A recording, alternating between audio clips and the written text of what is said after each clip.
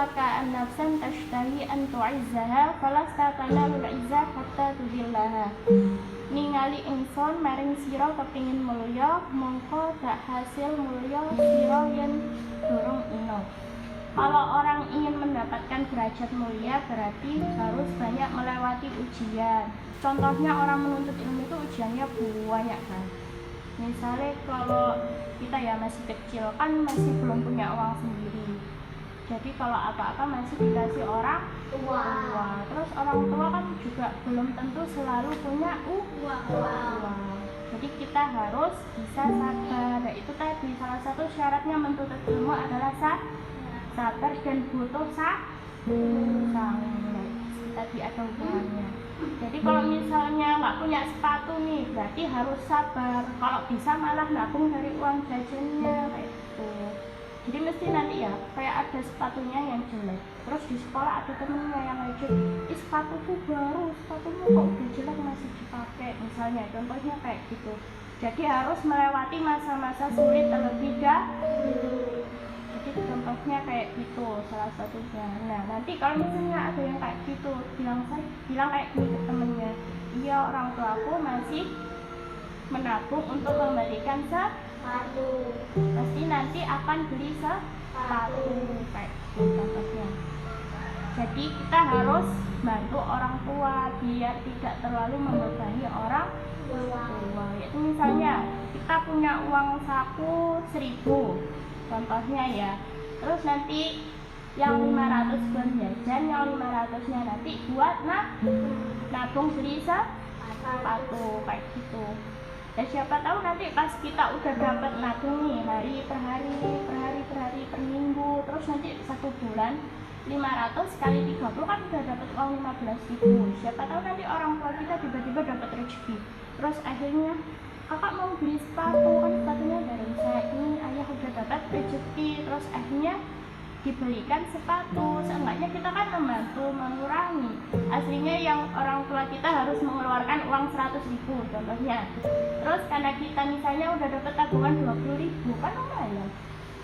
Jadi orang tua kita cuma butuh uang 80.000. Terus juga mengurangi masa, misalnya ya kalau misalnya contohnya kayak gini, misalnya kita bisa membantu, terus tabungan kita udah banyak, yang seharusnya kita harus nunggu 1 bulan untuk beli, akhirnya bisa jadi nanti kepotong. Terus Allah kan juga, siapa tahu Allah juga kan melihat usaha kita. Jadi apalagi kalau ditambah lagi dengan doa. Orang yang sedang menuntut ilmu itu biasanya doanya kita cepat kabulkan gitu. Apalagi kalian masih kecil, misalnya kayaknya anak kecil itu mudah dikabulkan karena dosanya belum banyak. Jadi kayak mesti banyak-banyak hal-hal berat yang kalian lewati sebelum menjadi orang yang mulia. Karena kemuliaan itu ada berkat kesabaran kalian menghadapi ujian itu. Misalnya contohnya kayak biasanya siang-siang kalian bilang, Mbak lapar, terus mbaknya bilang sabar ya dek, kan siang juga nggak ada makanan. Tapi coba kalian pas buka bareng mbak enak apa enggak? Terus makanannya banyak, ada es, ada buah, enak kan? Nah kalau siang kalian buka ada apa? Gak ada yang masak soalnya, semuanya puasa, makme apa adanya. Jadi makme apa? Mek nasi, air putih. Kan lebih enak buka bareng mbak bareng mas. Terus nanti selain bisa buka makanannya banyak, terus bisa makan bareng, gak usah ngumpet-ngumpet, kan lebih enak.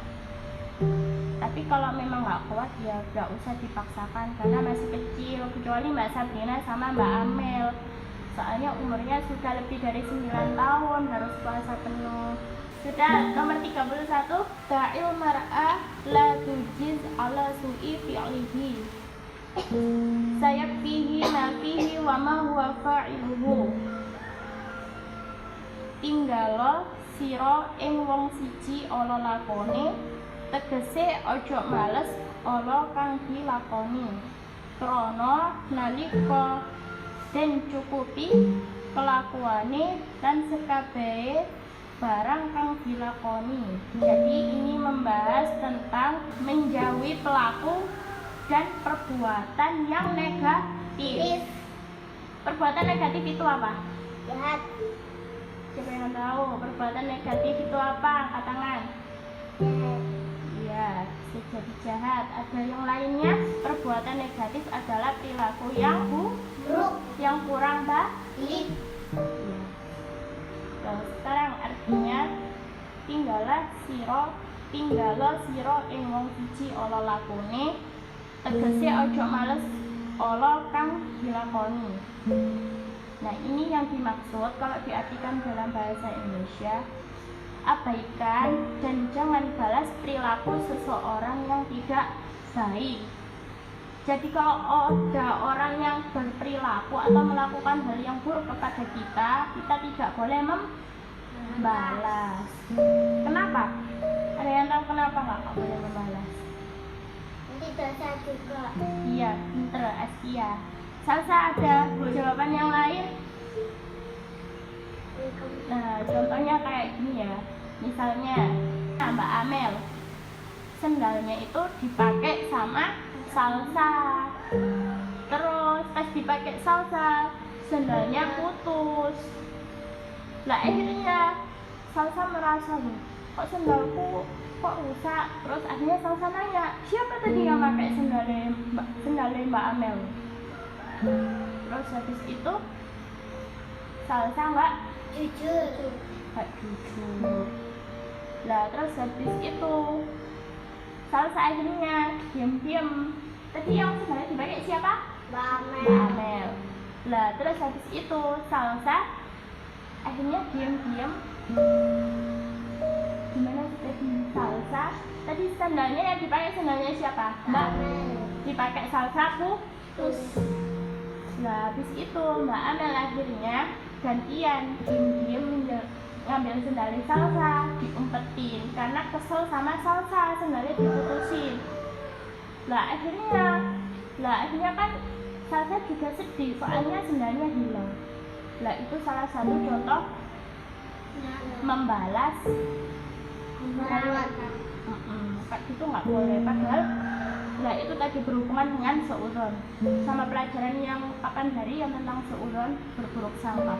Coba kalau Mbak Amel tanya dulu ke Salsa, misalnya, Sa, kamu nggak yang pakai sendal? Terus Salsa bilang, iya Mbak, kenapa? Kok sendalku putus? Lah ini kan coba kalau Salsa bilang minta maaf dulu sama Mbak Amel, Mbak maaf ya kemarin sendalnya pas tak pinjem, nggak sengaja aku kesandung. Terus akhirnya sendalnya putus. Nah nanti kan Mbak Amel nggak marah kalau kayak gitu. Terus Mbak Amel juga tahu alasannya. Jadi Mbak Amel nggak sampai kesel, mungkin kesel tapi nggak lama.